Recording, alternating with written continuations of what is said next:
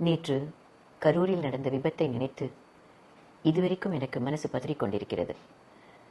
குழந்தைகள் அன்றாடம் நான் சந்தித்து மகிழும் தெய்வங்கள். இந்த மாதிரி கூட்ட நெரிசல்களை குழந்தைகளை கூட்டிட்டு போறத பொதுமக்கள் கண்டிப்பாக தவிர்க்க வேண்டும்.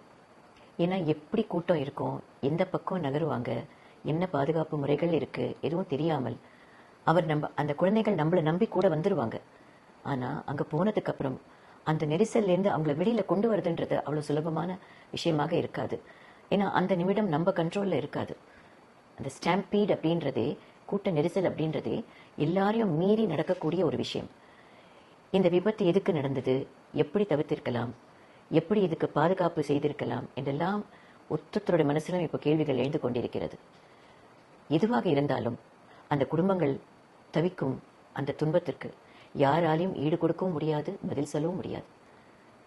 ஒரு குடும்பத்துல அது தந்தையாவோ பிரதராவோ சிஸ்டராகவோ யாராக இருந்தாலும் அவங்கள நம்மளால ரீப்ளேஸ் பண்ணவோ அவங்கள கொடுக்கறது நம்ம சக்திக்குள்ள இல்லை. இப்படிப்பட்ட விபத்துகள் பொதுமக்கள் எல்லாம் கொஞ்சம் விழிப்புணர்வோட நாம எல்லாம் நடந்துக்கணும். நாங்க பாரத சேவா அப்படின்ற எங்களுடைய ஸ்தாபனத்தை இதுக்காக தான் உருவாக்கியிருக்கோம். நேற்றுக்கு எங்க ஸ்தாபனத்துல இருந்த வாலண்டியர்ஸ் அந்த இடத்துக்கு போனதுக்கு அவங்களுக்கு முதல்ல ரொம்ப நன்றி. அதை தவிர ஜனங்கள், நம்ம பொதுமக்கள் எல்லாம் ஒன்னா சேர்ந்து எப்படி நம்மளை காப்பாத்திக்கிறது, பார்த்துக்கிறது, ஒரு சமுதாயமா எப்படி நாம ஒன்னா சேர வேண்டும், எதையெல்லாம் மனசுல வைத்துக் கொள்ள வேண்டும்.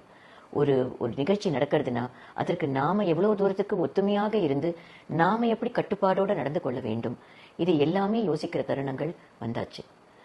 ஜனங்களே, பொதுமக்களே, அன்பான தமிழ் மக்களே, எங்கு எது கூட்டமாக சேரும் நேரம் இருந்தாலும் பாதுகாப்பை மட்டும் விட்டுடாதீங்க. குழந்தைகள், பெண்களால கடைசி நிமிஷத்துல ஓட முடியாது. அந்த நெரிசல் ஏற்படும் பொழுது என்ன முயற்சிகள் எடுத்தாலும் அங்கிருந்து நகர்றது ரொம்ப கடினமான விஷயம். இனிமேலும் இப்படிப்பட்ட நிகழ்வுகள் நடக்காமல் இருக்க எல்லாரும் ஒன்றாக சேர்ந்து, அரசாங்கமும் சரி, பொதுமக்களும் சரி, காவல்துறையும் சரி, இந்த நிகழ்ச்சிகளை நடத்துபவர்களும் சரி, எல்லாரும் ஒத்துமையாக சேர்ந்து இனி இப்படி நடக்காமல் பார்த்துக் கொள்ள வேண்டும். என் மனசு அந்த நம் தொலைத்தோமை குழந்தைகள் அவர்களிடம் இருக்கிறது. அவர்கள் என்ன தப்பு செஞ்சாங்க, அவங்களுக்கு இதை பத்தி என்ன தெரியும், இந்த நிகழ்ச்சி பத்தி என்ன தெரியும், என்ன நடக்க போகுதுன்னு என்ன தெரியும். அவங்க கூப்பிட்டுட்டு போன அந்த சந்தோஷத்தோட மகிழ்ச்சியோட அங்க வந்திருப்பாங்க. ஆனா இன்னைக்கு அவங்க இல்லைன்னு நம்ம நினைக்கும் போது நம்ம மனசு எவ்வளவு பதறுகிறது. அந்த குழந்தைகளுக்காகவும் உயிர் நீத்த அத்தனை பேருக்கும், அந்த குடும்பத்தாருக்கும் என் ஆழ்ந்த அனுதாபங்கள். உயிர் நீத்தவரை நினைத்து நினைத்து நம் மனம் தவிக்கத்தான் முடியும். இனி இப்படி நடக்காமல் பார்த்துக் கொள்வது நம் கடமை.